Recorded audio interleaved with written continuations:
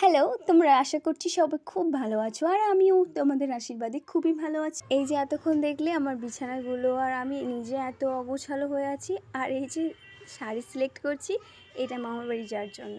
তো এটা দুটো পার্ট নিয়ে একটা ভিডিও করা।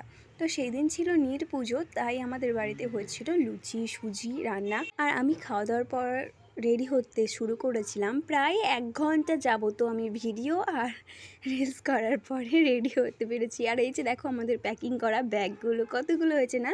আর এই যে দেখো আমাদের প্রকৃতি মাকে, অসাধারণ তাই না?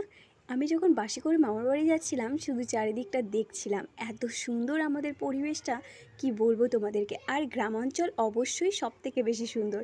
আর দেখো বাস পুরো ফাঁকা, ধান খেতে যে এত স্নিগ্ধ একটা সুবাস বের হচ্ছিল না, কি বলবো তোমাদের। আর এইসব করতে করতে আমি মামার বাড়ি পৌঁছেও গেছিলাম।